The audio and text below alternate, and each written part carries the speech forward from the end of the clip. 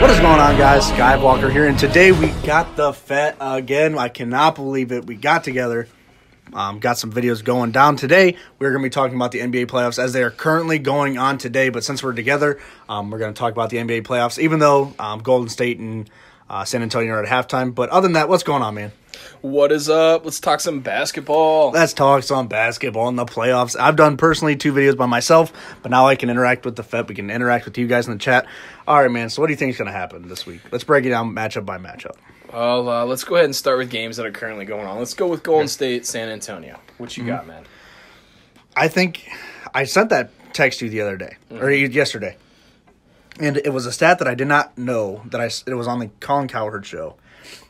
Which take what you will with Colin Cowherd. Some people hate him, some people love him. I think in media, I think he's actually I think he's one of the least biased people there. Whether you like him, whether you hate him, I don't know. I think he's all right. Not that I listen to him all the time, but I think he's pretty decent. But what he shared on his show, and he had Earl Watson as a guest, the last 20 games for the Warriors that Steph Curry played with Kevin Durant, they are 20-0. Now, when Steph Curry doesn't play with Kevin Durant and Kevin Durant is just there, they are 11-9. So I think I did not know that Steph Curry was that important. But what Earl Watson was breaking it down as, and it made a lot of sense, when Steph Curry is there, he's their primary ball handler. Right. And whether you think Steph Curry is great, whether you think he's overrated like I do, I think obviously he's an elite shooter, obviously. But I don't think he's like a LeBron James. I don't think he's ever going to be labeled or should be labeled as the best player just because of his limitations on defense. He's not able to guard every position.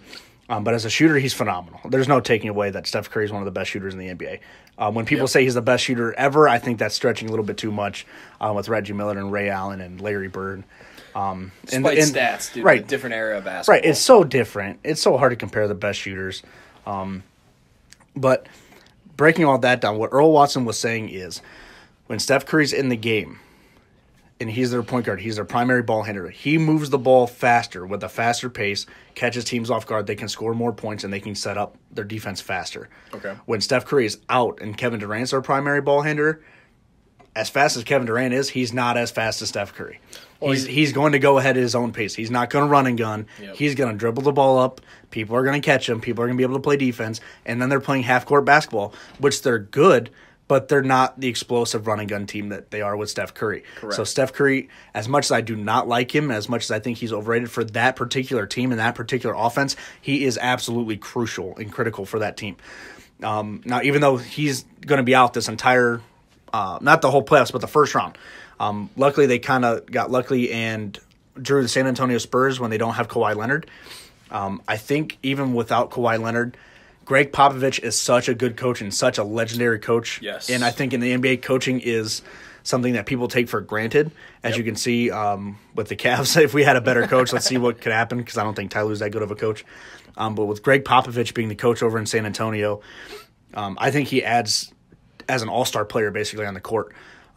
Yes. So despite not having Kawhi Leonard, I still think the Warriors are going to win, but I think the Spurs are going to push it to 6 or 7 based on this fact that with Steph Curry out, it's going to become a half-court game.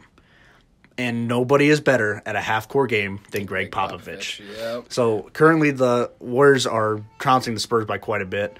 It is actually 66-50 in the third quarter. So it's actually kind of making me look like a fool. But like we were just talking about before we hit the record button, home court advantage in the NBA and in basketball as general is so much different, and the momentum is so much different if you're home rather than being on the road. I think it's going to go 2-2. I think the Warriors are going to take the first 2, and I think San Antonio are going to take the next 2, and then probably the Warriors will finish it out after that. But I still think it's going to be I don't think this is an easy series for Golden State either way. No, I agree with you. And losing Leonard is huge to them. I mean, the whole season they played without him. And I mean, I know in free agency they signed Rudy Gay, they got LaMarcus Aldridge, but I mean, you know, they're still running around with Tony Parker. They still have Patty Mills is a good player, but he's not Tony Parker when Tony Parker was his age. In his prime, right. Yeah. And, I mean, I love Pop a lot as a coach, man. I just, I think they might push it to 6-7 games. But like you said, Golden State is eventually going to just the talent's just going to outget them. The talent's just going to get them. And now if they had Kawhi Leonard, then it's different because then you have somebody who can really go up against Kevin Durant. And I think if Kawhi Leonard was in the series, he'd be the deciding factor. And I think San Antonio could take it in 7. True. And another thing you got to bring up is we were talking about Kevin Durant bringing the ball down the floor. Kevin Durant's traditionally a 3 or a 4 in a 5-guard set. Not 5-guard set, but a 5-position set. 5 being center, 4 being power forward, 3 being small forward, 2 being your shooting guard, and 1 being your point guard. Right. With Steph out, that causes a lineup adjustment. Yep. So what they've had to do is they've been running with Quinn Cook. They've also had a different roster where they sometimes use Josh Bell at center. But Golden State does not look as mighty as they have in years past right now. And they look like they're susceptible to maybe a first-round loss. But it would take a lot. It would. And honestly, I just don't see it out of San Antonio. No, I don't either. I just, maybe, like we said, if they have Leonard. Now, in that same bracket sits the Portland Trailblazers. That's going to be interesting. Yes. Because I don't think the Pelicans have a chance. And I've said over and over again, Anthony Davis is my pick for the MVP. People here in Ohio are going to hate it because LeBron James. And if you're talking MVP between James Harden and LeBron James, which is the media is making it out to be, LeBron James wins hands down. It shouldn't even be a contest. James Harden averages more points per game than LeBron, and that's it. However, if you break it down farther, LeBron James has scored more points. Yes. He's played more games than James Harden, which then lowers his points per game. So if you're saying James Harden scores more points, you're actually incorrect. Correct. Sure, he's scoring more games in a shorter amount of time. LeBron James has scored more points overall, which has hurt his points per game. And I believe the key deciding factor in the MVP race is you can't just look at points, man. You got to look at everything. You do. Rebounds, blocks, steals, assists. Because at that point, Yeah. you change the award. Because then it's a scoring title. Yeah. At that point, whoever scores the most points gets the MVP, which I don't think is what that award is. No, and it should be total body of work. Right. It is the one player that if you were to take him off that team, they would be terrible. Right. Which is why I say Anthony Davis, because DeMarcus Cousins has been out half the year. Yep. And I had to look up the roster. There's nobody. There is literally nobody on that team. Austin hates Rondo, for the record. Here's why I don't like Rondo. It's not. I mean, I don't think his attitude's very good, as shown in Dallas, where the players didn't even give him his playoff check because they didn't like him so much. I think he's a great defender and he's a great passer. But even in today's NBA, back in the old school NBA, when Michael Jordan was playing, your point guard could do that. He would be a superstar back in the day. Right, Gary Payton, not a scorer, but one of the best defenders of all time. Yep. For this day and age of basketball, you have to score. At every position, you have to be a scorer. Yes. Especially if you're bringing the ball up. Otherwise, they can stay off you. And when you're bringing the ball up, if you can't shoot anything, then they can just sit back and defend. And what we're talking about, just shoot anything. We're talking about a point guard that can pull up and make a 15-foot jump shot. Right. You know what I mean? Or he didn't even have to shoot a 3. Just to be able to drive just to the free throw line and just hit a bunny. And he can't. I mean, he can't. I agree with you on that, but I'm a big Rondo lover. I love his tenacity. I love him playing defense in today's NBA. Yeah, I do like his defense. I think he's an above-average player. Okay. I do think that. I'm just not his biggest fan. But I don't think he's a terrible player to have. No. As long as you can get his attitude in check, I think he could help the locker room. And I think he could help on the court. And for the New Orleans Pelicans, another guy I want to hit on is dude they traded from the Bulls, Mikovic. Yeah, you're right. Mikovic is pretty good. He's pretty solid, but unfortunately those But as your number 2 option? Yeah. In points? Versus a Dame, CJ McCollum. Right. I mean, I think I think Anthony Davis is going to get a win or two just in New Orleans because, like I said, home court advantage is so much different. I think the Blazers are going to win in 5. Me too. I really do. I think the Pelicans will get the first one at home and then probably dump the second one at home. 5 to 6 game series, but I do see Portland being able to carry that out. Let's go up to the next side of the bracket in the West, which is OKC and Utah, and I'm gonna get a lot of hate because you sure are. I dislike Russell Westbrook. I believe that he, as much as you say Steph is overrated, I think Russell Westbrook is, because triple-doubles don't win basketball games. I agree. And triple-doubles don't take you to the playoffs. No. So all you people out there that are riding the Russell Westbrook train about triple-double this, triple-double that, how many triple-doubles Michael Jordan have? Exactly. Right. So I think Russell Westbrook is a great player, and he's one of the most fun players to watch in a game just because of how explosive he is. Yes. And he's every time he's on the court, there is no lag. Where LeBron, every couple plays, let's be honest, he kind of takes off. Yeah. Russell Westbrook does not. He is from the gun. He's running, which is why I like to watch him play. But he is a player who is not a team first guy. No, he isn't me first guy, which is why I think another reason why OKC blew that 3-0 lead against the Warriors that year.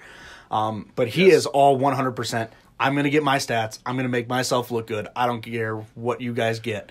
This is all about me. And see, that's where I totally dislike those type of players, especially as someone as popular as Russell Westbrook. That's, the face of the Jordan franchise now for shoes. On top of that, you had Kevin Durant, who chose to leave you to go to Golden State. Right. And Kevin Durant's labeled the snake, which you're still a snake. He's still a snake. Yeah. He's still a snake. Both are snakes. Yeah, exactly. But this year, I just find it hilarious. It took them until the last 4 games to make it in. Yeah, they had Paul George and Carmelo and Steve Adams. And honestly, the Victor Oladipo side of the trade for the Pacers was better. Good. Yeah. So maybe Oladipo's not as bad as we really thought. It was just Russell Westbrook was hogging. I think he led the league in steals, so he looked good for Indianapolis. He sure did. The Pacers. Now, like I said, I like Westbrook as a player, but if I'm starting a franchise, he is not my number 1 pick.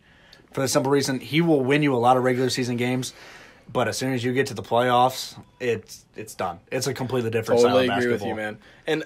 And I don't want everyone to say, "Oh, you're just attacking Russell Westbrook on this part." No, I am attacking Russell Westbrook, but it's because he's in the playoffs and he's going up against the Jazz, who play halfway decent team basketball. They do.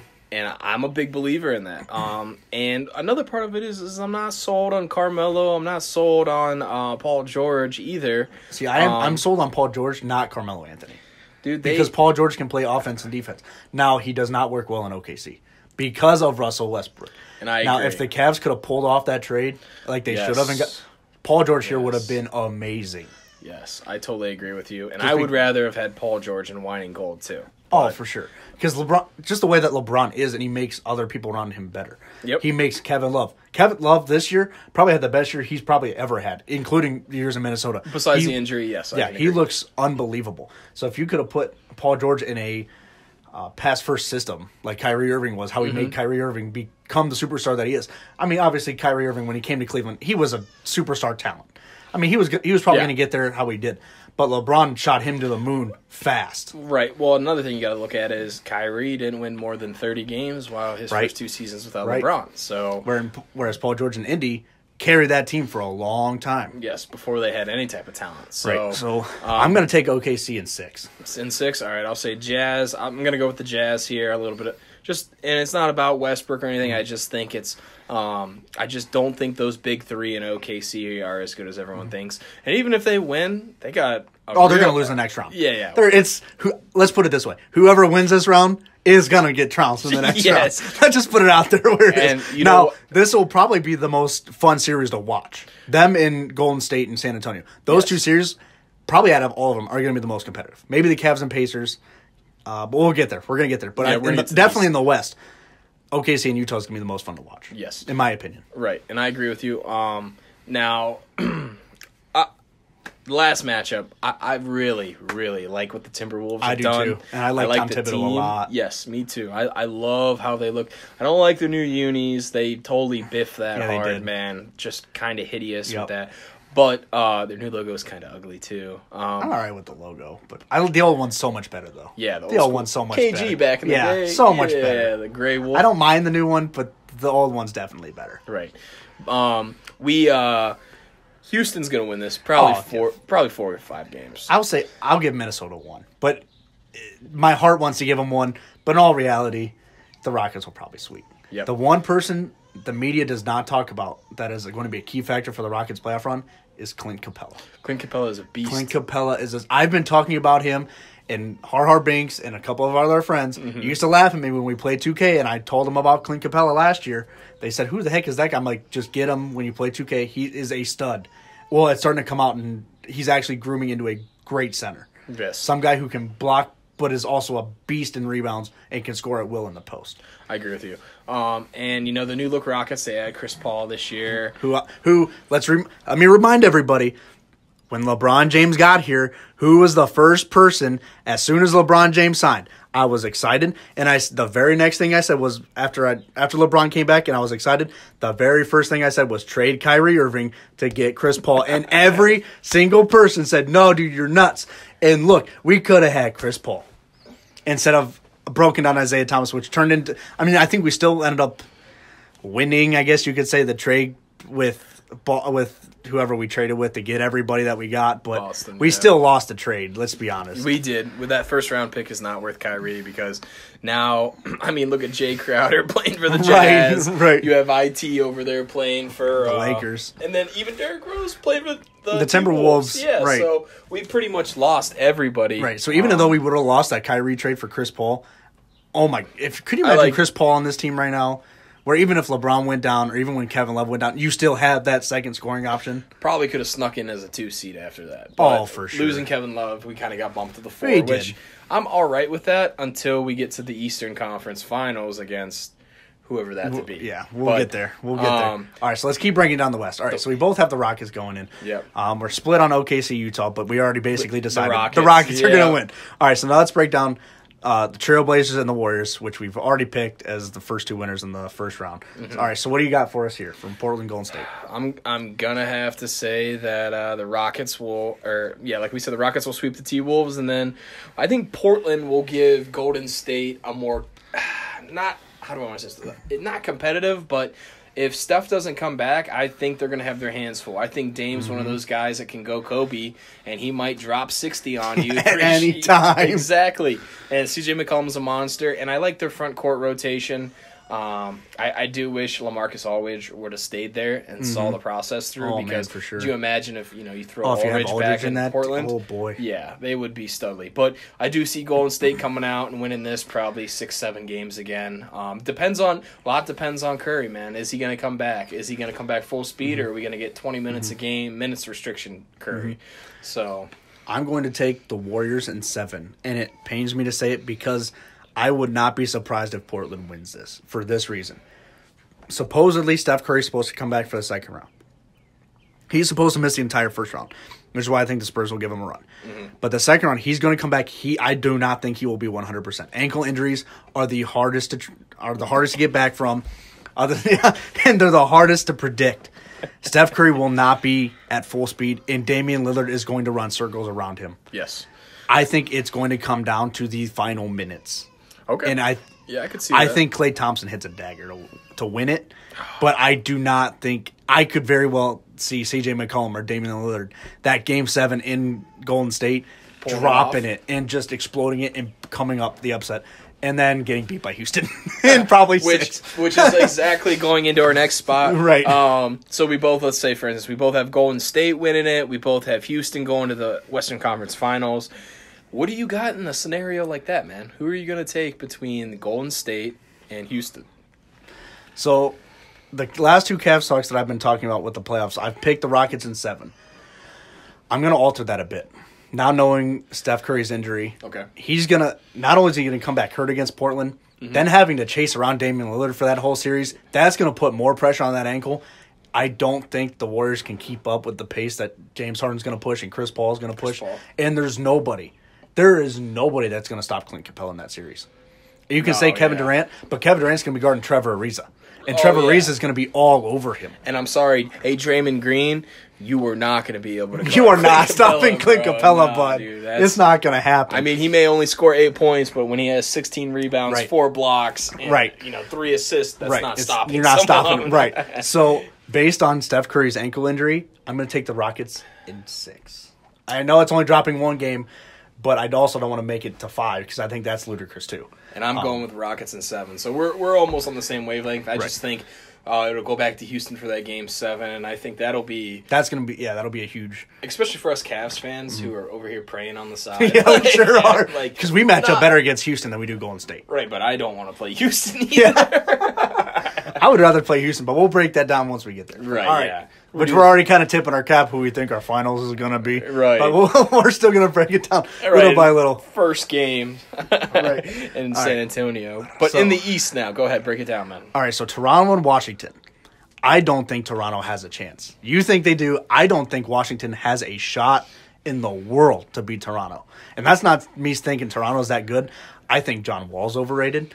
I think Bradley Beal's overrated. When they had that whole thing with John Wall and Kyrie Irving, it's not even close, man. Kyrie Irving is a far superior player than John Wall. Now, John Wall plays a lot better defense. Yeah. But I don't think he can create a shot the same way. I don't think Bradley Beal can create a shot the same way. I think Morrison Gortat, who's a solid center, and obviously any center is better than what the Cavs could throw out there at center right now. So, yeah, way to go, Tristan. Yeah, thanks, Tristan. He's not even going to make the playoff roster. We'll get there next, but because I have a lot to talk about the Cavs. We'll save that for last, probably. But Jose Valanciunas and Serge Ibaka is going to shred Washington, along with Kyle Lowry, along with DeMar DeRozan. Washington, I do not think has the firepower to keep up. I think Toronto sweeps. Okay, so obviously you already heard I'm probably going to disagree. I got the Raptors probably going to pull this out in 6 games. I think it's going to go a little bit longer. And I think it's going to go 6 games for the sole purpose of I think you're going to see John Wall, who kind of came back after his injury a little limpy, didn't look the same speed-wise. I think he is going to be gunning for it. Bradley Beal I like a lot, but unfortunately, I do like Bradley Beal.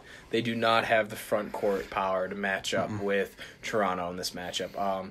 Gort is their center, and unfortunately, I don't think he can guard either one of those front court players for the Raptors. And the bench, too. The Toronto's bench been playing great. They're the 1 seed. You know, I'm sure Drake will be courtside every game, pumping them up. Oh, yeah. The annoying Drake. Yeah. They will not lose to Washington in the first round, but I think Washington gives them a little more of a fight than people think. I think John Wall gets a bad rap because, you know, he's considered selfish or he doesn't get along with his teammates and everything. I don't think he's selfish. I don't think that at all. It's hard when you're a superstar player of that caliber running the one. Anytime you're a point guard. I mean, look at Russell Westbrook. I mean, in the same breath comparison, you know, Wall's probably a better scorer, but he doesn't complete the stat line like Russell Westbrook does. Right. So that's his flaw. Let's go down to, once you're done with that, let's go down to Boston, Milwaukee. Let's save the Cavs for last. So finish up what you were saying with Toronto. I didn't mean to cut you off. The only thing I was going to say is I like Toronto when they roll out with Lowry and DeRozan and Ibaka. One of the things you got to be prepared to play with them is they can run in transition and they can slow it up. So that they can. Unfortunately for us, that's what it's going to look like as us Cavs fans are preparing for round 2. But we're going to skip the Cavs one because that one's going to take the longest. So we're going to do that at the end. So we're going to go right into Boston, Milwaukee. Now, Boston rode the coattails of Kyrie Irving all season long. And finally, the magical wheel fell apart. Like it happened for us. Yep. So despite us trading Kyrie to Boston, and despite, you know, the trade that happened, we all made a deal about, we have what? Cedric is the only dude we have left from that trade, or maybe we have another dude too. We have Ante Zizic. I think that's it. I think that, and obviously the Brooklyn pick, which were the 2 players we didn't even want. I was looking at the trade that we got them. Hey, you know what? Though? I like Ante Zizic, and I like Cedric, dude. Or Chetty. Well, Chetty we got from Europe.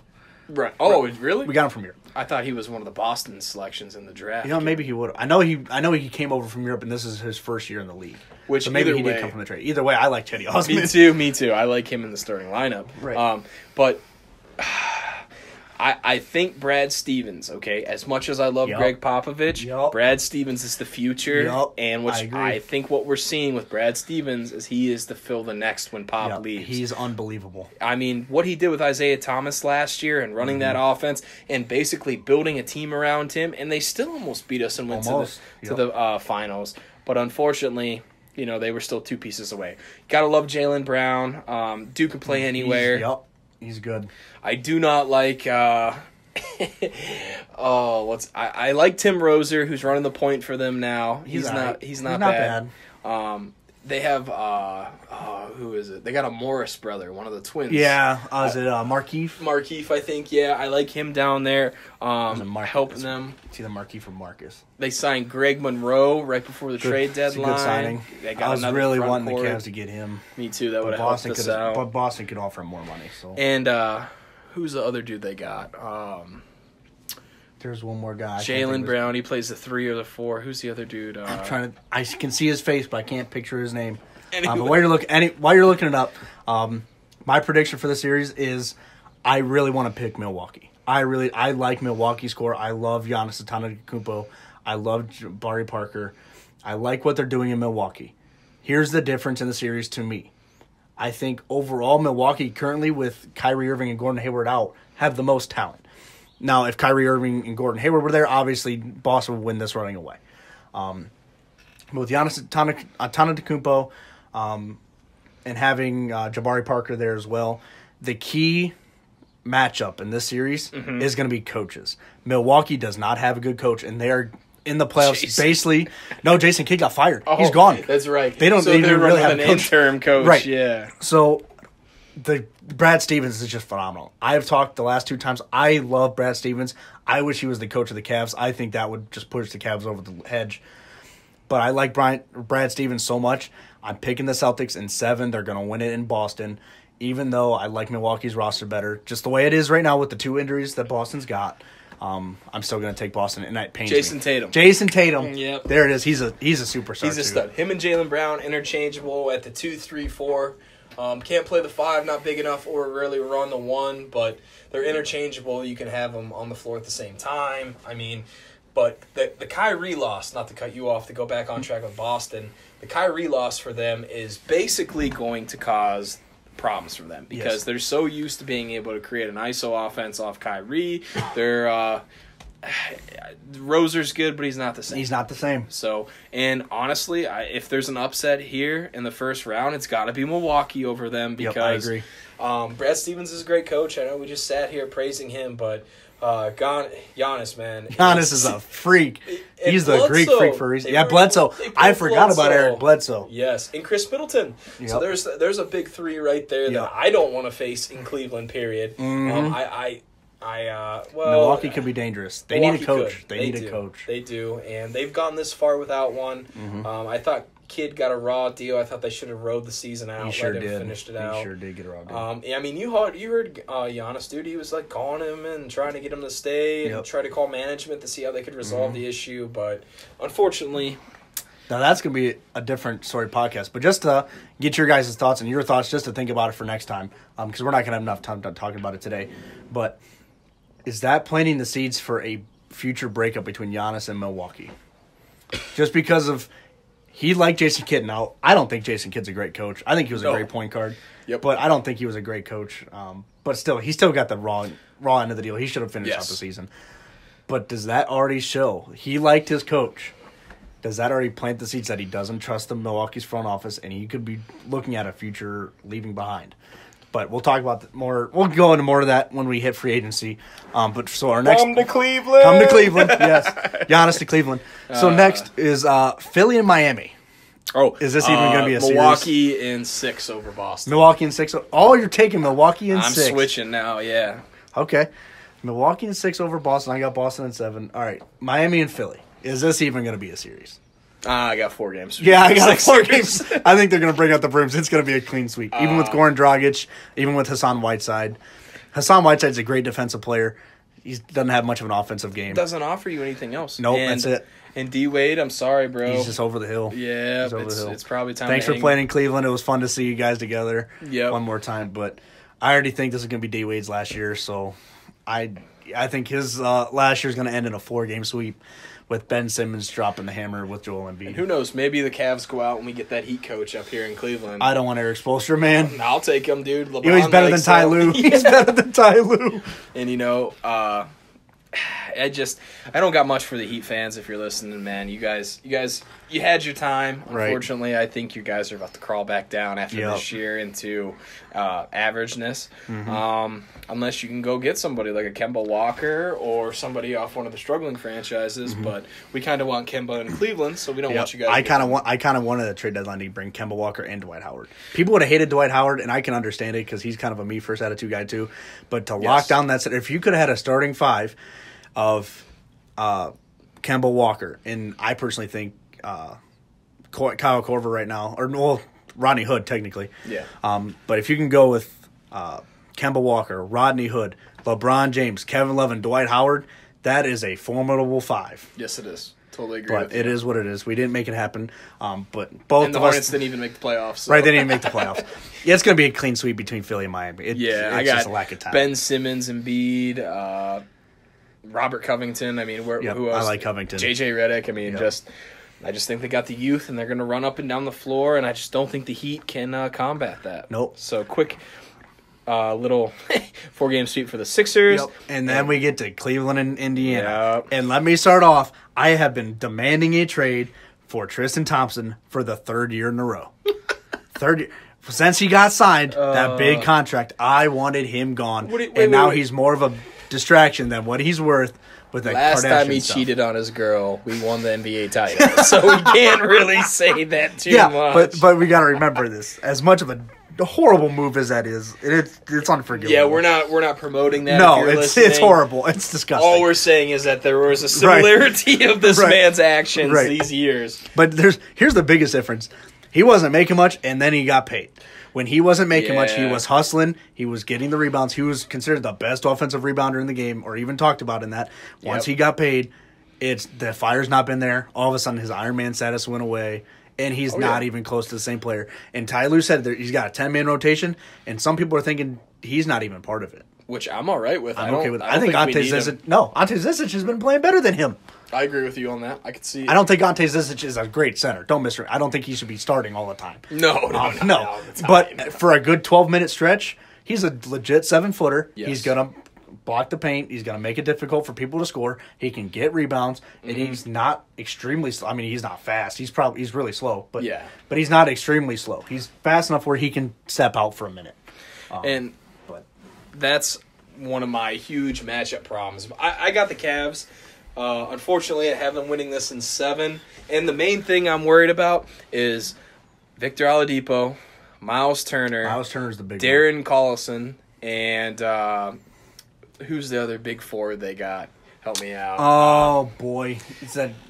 He looks like the dude off Rover's Morning Glory. Yeah, he's a stretch guy. Yeah, he's 6'11". Yeah, he's Sinitis. He's a good player. Yeah, I think you're right. Yeah, he's one of them foreign guys that come over, but he's 6'11", and he usually gives Turner a spell off the bench, which it's not exactly. Miles Turner's a matchup problem for us. He is a beast. I love Kevin Love, but I think Miles Turner's going to own him in the paint, where I think Love will own him on the perimeter because of the two different styles of basketball. Exactly. Victor Oladipo scares me. He leads the NBA in steals, I believe, average-wise. So anytime you got to deal with that, you got to worry about who he's matched up on. And personally, I would put him on LeBron. He's going to give 4 inches up, but LeBron's running the offense, bringing the ball up the floor. He's setting everything up with the ISO. We don't really have a 2 you got to worry about the score. I mean, Rodney Hood's not bad. George Hill's not bad. Kyle Korver's not bad. But, I mean, are you going to waste Victor Oladipo on him? No. You're going to put Oladipo on LeBron. The best player on best player. Yep. Is what it is. Now, I have the Cavs winning in 5. Even though Indiana does cause us matchup problems, LeBron James is such a different animal in the playoffs. Yes. And with that 0 dark 30 thing, whether it's a gimmick or not, I could care less. He is just a beast in the playoffs. He owns the Pacers. But the one record that people are going to point to is the Cavs were 1-3 against the Pacers this year. However, even though they were 1-3, it was all before the trade deadline. We have not played them with this core. They don't have anything off of other than scouting. And again, home court advantage in Cleveland is something. I've been to a playoff game when they played Boston. That is a whole new atmosphere than I've ever seen. But then again, I've never been to a playoff game elsewhere. But it's going to be interesting. But I'm going to take the Cavs in 5 just because LeBron owns the Pacers. But other than that, I can't really go off for more than that. I agree with you on that. I would have felt more comfortable we got another point guard, man. I mean, agree. George Hill's not bad. He's struggling bad, though. Yeah. I like Jordan Clarkson a lot. I mean, all the guys after the trade deadline that we got, I mean, Larry Nance and all these guys are struggling now. Coming off the bench. Here's why I think they're struggling. Remember, when we first got them, their first game here were gangbangers.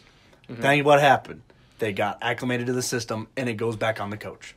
I think the system is flawed. Okay. I think Tyronn Lue is probably, if not the worst coach in basketball, he is one of the worst coaches in basketball. He might be the worst coach ever to win an NBA title. He's for sure the worst coach to ever win the NBA title. And I thought that was Eric Spoelstra. And then this guy came along, and maybe AI needs to jump over him again. But I pulled up this stat. The 9 games that Ty Lue was gone, the Cavs were 8-1 when he was off the court. 8-1. Makes you think about LeBron being a player coach, right? Yeah. At this point, and even that, I've already talked about it. The one time I came over, you passed out, and I was talking to your brother, and people are going to hate me for it, and people still call me crazy for it. LeBron James could have been a so much better player than what he already is, which is kind of a crazy statement to make because he's already in that discussion with Michael Jordan, and whether you're on one side of the fence or the other, if LeBron James would have had a coach like a Phil Jackson where you can build the offense. Yes, if you could have any kind of a coach that LeBron James could have had, and where he could have, the coach would have set the offense, not LeBron James, where the point guard would have dribbled it up, there would have been ball movement, there would have been consistency. LeBron James would have been open more. He would have had more shots at the three-point line. He would have had more wide-open drives, which I think would have led him to get to the foul line more. Because I think the biggest reason why he doesn't go to the foul line is he drives so much and so constantly. Even though he gets banged up a lot, he's there all the time. You can't call a foul every single time he drives. Which, I mean, I don't know how much you guys watch Cavs basketball if you're listening, but LeBron James is a man-child at 6'8", 260. He gets grabbed, slapped, hit almost every time he goes to the basket. Yep. And unfortunately, like Austin said, you cannot call that every single time because, you know, people want to go back to the Jordan days.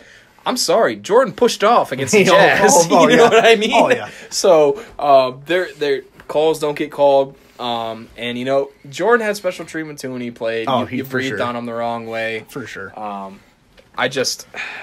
all you Jordan guys who keep saying 6-0, let me put it to you this way. LeBron James has had the easier Eastern Conference to go through. I'm not going to deny that. Where Michael Jordan had the toughest conference to go through. But when Michael Jordan got to the finals, he never, ever had to face a team like the Warriors. He never had to face a coach like Greg Popovich with an all-timer Tim Duncan, with an all-timer Tony Parker, with an all-time great shooter of Manu Ginobili. Mm-hmm. He never had to face those teams. Sure, he had Jerry West and Greg Malone. Towards Malone's end of his career, he never faced him in the front. He never had that team. He had the bad boy Pistons. He had the tougher East. So I give him credit for making it through all the Marquis Price and the Cavs. So he had a tougher way to get there, but he never faced those opponents. Matchups, yeah. And another thing I'll hit on in the comparison to Jordan, LeBron. I don't know about you Jordan guys. You know, you lived in the 90s and stuff. That was your era. But basketball evolves. Every pro sport, all the big four, they have gone through an evolution process to where the game has changed. It is no longer the same game because in the NBA, nobody plays defense to the last 30 seconds of a close game. And, you know, people call me crazy all the time. Like, oh, that's part of the past. Well, yeah, I mean, yeah, of course you're going to see a lot more records get broken in today's game. But you're going to see less players able to continue breaking those records because you don't have the longevity of the careers anymore. You don't have your guys playing 15 to 20 years. You got Braun doing it, but who else, you know? If I had to pick one to start a franchise today, as much as I think LeBron James is an overall better basketball player, meaning he can do more than what Jordan could, I'm still taking Michael Jordan. Me too, yeah. Because, there's no hands for a reason, LeBron is a better scorer. Statistically, he's a better scorer. Obviously, he's a better passer. Obviously, he's a better rebounder. Obviously, he's more athletic, and he's just an overall freak. Yeah. Michael Jordan had the determination and the will to never lose. And that can never be accounted for in a statistical category. And his leadership was he demanded excellence, much like Kobe did. He demanded excellence. He wanted you. If you did not win, he was not happy. Whereas LeBron James is not a very good leader. He is a porous leader. When stuff gets down, you can't really count on LeBron James. Well, a lot of the problem is a lot of the stuff gets thrown on LeBron on. Oh, you didn't do this and that. Well, if you would have grown up watching LeBron struggle with the Cavs teams before they went to the finals, you would have seen the Boobie Miles days. Yes, Boobie Gibson. And, I mean, all he had was Zydrunas Ilgauskas. And, I mean, I remember Darius Miles and, like... Dude, they were just... That team was horrible. Ricky Davis. I actually was at the Kent State Wine and Gold scrimmage where Ricky Davis got dunked on by high school LeBron. So, like, dude... In retrospect, though, I agree with you. Jordan, you know, another determination factor he had is I think he was a better defender. I think he's the only MVP to also win Defensive Player of the Year. Yeah. But here, I agree with you, but I think LeBron could be the better defender. I don't think he tries or cares enough to play defense. And that goes to the era of basketball we're in now. Exactly. I think the athletic freak that he is, since he can guard everybody, Jordan could not guard a center. LeBron is big enough and strong enough. He could guard the center. You're right. He's going to give up some layups because just with the height disadvantage, obviously. Yeah. But he's going to go in body tight with the centers. At least yeah, he should be able to. And there's some sets when they run the 2-3 zone that they let LeBron play the center in the middle of the zone. Right. So I think LeBron is more athletically gifted where he could be. He doesn't put in the work like Michael Jordan does. And that's where I think LeBron is the better player. I'm still taking Michael Jordan if I'm starting a franchise. And I agree with you. But now that we've gone off topic, we're gonna go back. We're gonna move along. All right, so now we have Toronto, Cleveland, Philly, and then we kind of split on Boston, Milwaukee. But let's be honest: is Philly losing to either Milwaukee or Boston? Nope. Philly's punching their ticket to the finals. I think if Milwaukee wins, like you say, I think Eastern Milwaukee. Finals. I think Milwaukee's going to give them a tough matchup, just because Giannis is such a freak. Yes. If Philly plays Boston, I think Philly wins in 4 or 5.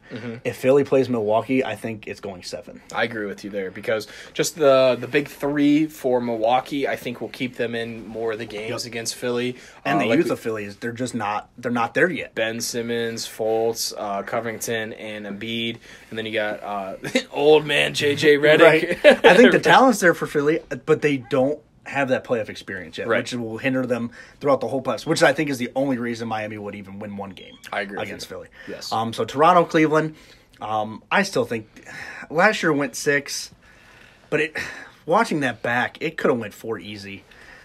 I still think Cleveland wins in 5. Cleveland owns Toronto, or LeBron owns Toronto. LeBron owns Toronto. But I think Toronto is a very good team, but Kyle Lowry is a choker. DeMar DeRozan is, I think, a better player than Kyle Lowry. Okay. I don't think too many people will disagree with me on that one. Even though I think Kyle Lowry is the keys to the engine, and I think he makes that offense go, I just don't trust Kyle Lowry. And it's not even nothing against him, because he's a good basketball player. I just don't think he performs as well as he could in the playoffs. And because of that, if it's DeMar DeRozan and Serge Ibaka and Valanciunas, I'm going to have to edit that. Stat quote right there. But I think LeBron James is going to just eviscerate this team. I was at the last game that they played against Toronto and Cleveland, and the final score was close, but it didn't get close to the end. And that was so the bench when guys. It was the bench guys started turning the ball over and getting loose. The Cavs won that game by 15 or more points, and I think that's why it's going to come down to home court advantage. All right. Now let me agree with Har Banks for the first time ever. This will not be a breeze. I got Toronto giving us some fits, and I do think they take a game or two, and I think we go 7 with them. So if Cleveland walks in, hypothetically, let's talk about a 7-game series with the Pacers, and then you got to go 7 games with the Raptors. That's going to be a lot. That's going to take a toll on them. But the Raptors, like you said, we've had their number. LeBron has owned Drake. Yeah, you don't owe the 5 dub, buddy. LeBron owns the 5 dub. Right. And according to hockey, Boston owns Toronto too. But who doesn't own Toronto? The United States owns Toronto. Yeah, but that'll be a different time. Jose Batista, I hope you're listening. Anyways, but yeah, I just, man, I think they got more talent than us. I think they got a deeper bench. I don't think they have as good as coach. We own them record-wise, past and present. But, everything could change. An injury could kill everything. So it sure could. But right now, I got to agree with you. I think we do take Toronto, even though I think it'll take a little bit longer, which pushes us to Cleveland, Philadelphia, Eastern Conference Finals. This is going to be the series of a lifetime. And I think it's going to be the reason Cleveland may not win the whole thing. Yes. They are going to get beat down physically in this series between Cleveland and Philly. Most people are considering this going to be the Eastern Conference Finals. Correct. Most people are, just because they're probably the most 2 talented teams in the NBA. You can make arguments for different teams, but there's nobody with LeBron James, and there's nobody like an up-and-coming core like the 76ers. And the Sixers probably have the easiest path to the playoffs. Yes. Just put it there. Unless Milwaukee can somehow put things together without a coach, Philly's got a pretty easy road. But man, the Cavs have nobody to stop Joel Embiid. No, they don't. There's nobody. I'm sorry, Kevin Love, LeBron, but you're not 7 You're foot. not stopping Joel Embiid. No, you're not. You're not stopping Joel Embiid. Another huge area for concern to me is Ben Simmons, because not only can Ben Simmons to me, is the same category player as LeBron James. He can play almost any positions due to his height. He's about 6'9", but one of the things I do notice is he's way better than LeBron at running the offense. Yes. He, at 6'9", he's actually listed, when I played fantasy this year, he came off as a power forward and point guard, which is unheard of in fantasy sports. You never have that. Usually you get LeBron, who gets your small forward, and sometimes he gets you a power forward or a shooting guard. But I was just impressed overall with Ben Simmons. Side note, he is the rookie of the year. Donovan Mitchell, dude. Come on, dude. Telling him he's not a rookie. He got hurt all last year, dude. But there's something they need to do to improve the NBA. There needs to be a Western and an Eastern Conference Rookie of the Year. And None MVP. Of this, and MVP. And then an overall MVP, if you want, so to speak, of the two MVPs going head-to-head. But make it a fan vote. That would be cool. Yeah. Because they're already going towards such a more fan take on it.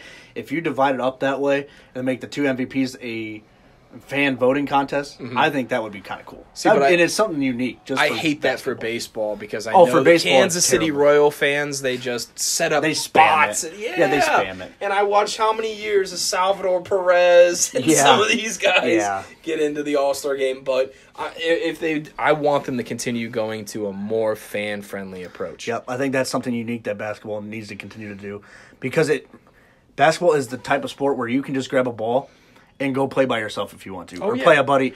Basketball is such a unique sport where fans can be so much more interactive, because baseball games, you can play a 3-on-3, but if you hit it to the outfield, that one outfielder is going to be running for his life. Yep, pretty much getting to go around the bags as much as you want. So basketball, I guess football, you can play 3-on-3, but you can't pick up a football and throw it to yourself. No. I mean, I guess technically you could, but that's not very fun. No, but it's basketball, not. you can shoot threes, you can work on a post game. Yep. You can do so much just by yourself, which is why I like Adam Silver. I don't think they need to. Their whole talk of making the conferences not really existent and making a 1-16 playoff thing, I think that's stupid. Yes. But him making a more fan-friendly experience, I think, is brilliant, and I think it needs to happen. Yes. I'm a big supporter of Adam Silver, too, but I don't want to see a 1-16 seeds. Dumb. I don't want to see the conferences go away, and I don't want to see the lottery, because like we discussed in our podcast about things that change in baseball, the draft lottery is unique, and unfortunately, it doesn't do anything to prevent anyone from tanking, as we saw this year. I want to call at the end of this out the Chicago Bulls out, all right? Just give me a minute. How... I just don't get it. You guys got Zach LaVine, a couple other guys, and for the last 3 weeks, I play fantasy, so I know how things go. I watch players sit. I know what the coaches' decisions are. I want to call out the Chicago Bulls, a franchise with as much history and storied and fanfare as you have across the country, and you guys are going to tank to better yourself in the draft. I mean, there's just no... I hate tanking, and I'm going to call out everyone that does it. So, Chicago, you're definitely getting called out right now over that. And I gotta say Phoenix too. I mean, they sat Devin Booker the last 2 weeks pretty much, and it's just disgraceful to our game. Like, the true fans, and when I say a fan, I mean you follow it every day, you keep up with updates. Not these fair weather fans that, oh, my team made the playoff, let me check in on them. Like, no, I mean, if you listen to me and SkiveWalker, no matter how our teams are doing, we're engaged with them on a daily basis in baseball, minor league call-ups, pitchers starting that day. For instance, like when Chris Davis, he wasn't batting leadoff anymore. I knew as soon as Trey Mancini got in there, everything changed, and we took 3 out of 4 from the Yankees. So, but just to go back to that, the true fans, they understand that that's hard to watch for any franchise. It is. I unfortunately, we haven't had the seat in a while because the Cavs have been pretty decent, but I thought the NBA had that problem fixed, but I guess the fines aren't enough to shy teams away from doing that. So sorry to blow over to the Bulls and all the other tankers, but no, I like it. The only way you can really change the draft, I think the draft lottery should stay just to avoid tanking. But I think maybe even make it more difficult to get that number 1 pick. Because right now it's at a 25% chance. Maybe make it a 15. Maybe make it a 10. And maybe make it where your top 3 picks all have a 10% chance or a 5% chance to get the number 1 pick. Make it more interesting. I think something like that would be kind of cool. Oh, Nice. and a side note, too. Thanks, Brooklyn Nets, for winning like your last 4. Yeah, thanks for hurting our draft stock. Appreciate it. We only have 1 pick until 2021. But you know what though? The last time we were supposed to be we had the 8th worst record. We got Kyrie Irving, so the numbers could fall on our. If you guys listen, he's the king of hope over here, where I'm like the voice of sadness. So I don't know if we're gonna be that lucky. No, I don't think we're gonna get that. I think it's gonna be pretty darn rigged, to be honest with you. There's one guy who plays for Arizona. He's leaving after all the FBI indictments going on for recruiting. Yeah, so Phoenix is going to get the number 1 pick, and they're going to get that guy from Arizona. But going back to the brackets and to the seeding, I think Cleveland beats Philly, but I think it takes 7. I don't think this is going to be – this is one where it could go either way.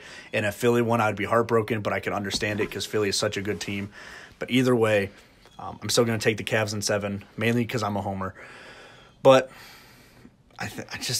the one advantage the Cavs have that Philly doesn't have is LeBron James. Experienced veterans in the postseason. Yes. This is a young team.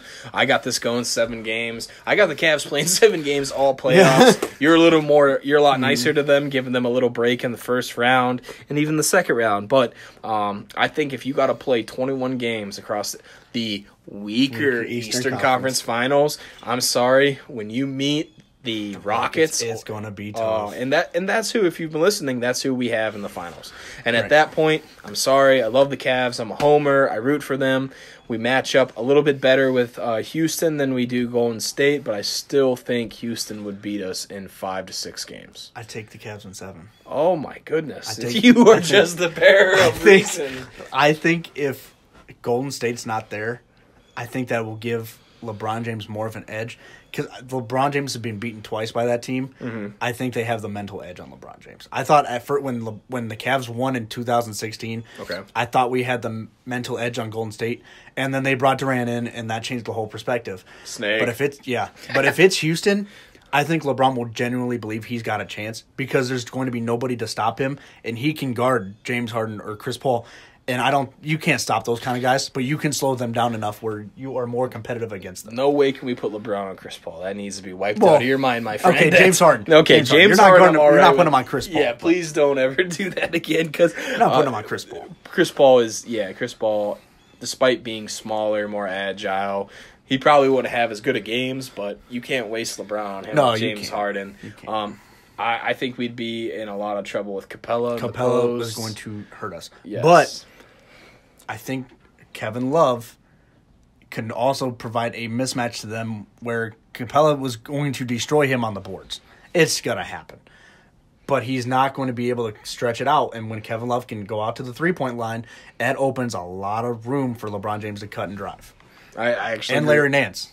I agree with you. Larry, and see, that's going to be key is what happens when we get to that stage. Mm-hmm. And some of those bench guys are playing regular hard minutes. Right. And like we said, injuries could happen at any time. Right. I wouldn't be opposed to seeing more Larry Nance. I wouldn't be opposed to less Rodney Hood.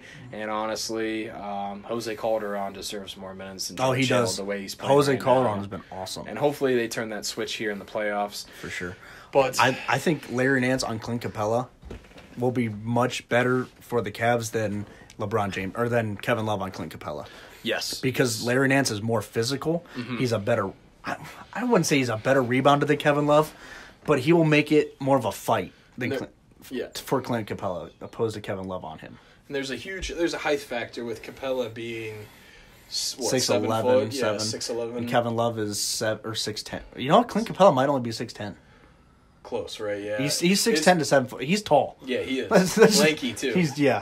But you look at Larry Nance and Kevin Love, and they float between 6'9", 6'10". Mm-hmm. You know what I mean? And we got what's his face coming off the bench that you Ante Zizic. Yeah, he's a 7-footer. So maybe they would tweak the lineup a little bit for that matchup. Right. That one is going to be the battle of the coaches, I think, which does not work well in our favor. No. And not at all. And here's why I don't like Ty Lue. His offense and LeBron James' offense is the same thing, and it's stupid, and it doesn't make any sense. Where LeBron James – I'm just going to go on a rant here for a minute because his defense is the same thing. His offense, though, first off, LeBron James dribbles the ball up the court and dribbles till about 10 to 12 and then cuts and then passes.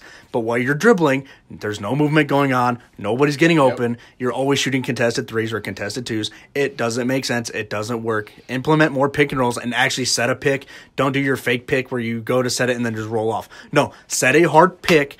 Make the guy feel you every time. Hit him, roll off, roll some pick and rolls. Get the offense moving. If you're not involved in the pick and roll, go back and forth to both sides. Get the defense moving. That's the only way you get open shots. Now, your defense is so dumb and so idiotic that I still cannot fathom it, and I don't understand why Tyronn Lue cannot get it, or anybody in the Cleveland Cavaliers organization cannot figure this out, where one team, all they have to do is drive, and all 5 players on the Cavs collapse on the one guy who's driving. You have 4 guys wide open at the three-point line. They just have to pick one and choose one. Look at the statistics. The Cavs are probably the worst team in the league at guarding the three-point line for the same reason of one guy drives and every single player collapses. And that is 100% coaching, 100% lack of knowing your situation, and lack of knowing any kind of defensive assignments, and 100% lack of trust, and that is all on the coach.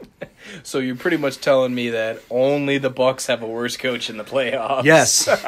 Yes, I would take the dude from Toronto, and he's, what is it, Alvin Gentry or something? Yeah. And he's terrible. Yeah. He's horrible. He's been owned every time he goes in the playoffs. So basically, we just broke down the NBA playoffs. We went off topic about what we want to do with the draft. We talked about LeBron. It was a good MJ. episode. It was. There's a lot for you guys to comment on because Yes. this was a fun episode. And like we say after end of every episode, we love to look for your comments. We love to hear feedback from you guys. If you guys want to disagree with us or post some stats, that's fine. Yeah. We're always open to hear you guys Absolutely. trying to prove us wrong. A lot of our show sometimes, we don't speak as many facts as we'd like, and a lot of it's opinion based between 2 guys. But what else is there when you're talking about sports more? Right, than that? right. It's stats and opinions based. If you go stats all the time, it's going to get boring. Where if you get personal opinion, it makes for a more entertaining show, I think. Exactly. But I think stats have a place, obviously. Absolutely. In everything. Mostly baseball. Right. But Yes. Yes. But I got nothing else, my man. Thank you so much. That's it. Yes, sir. It was a great pleasure being able to record these last couple episodes. Yes, sir. It was a great time. But other than that, guys, make sure you leave a like, leave a comment, subscribe. Make sure you hit the notification bell. That way you never, ever miss a single episode that we post. Other than that, guys, that's all we got for you. SkiveWalker signing out. Peace. Peace.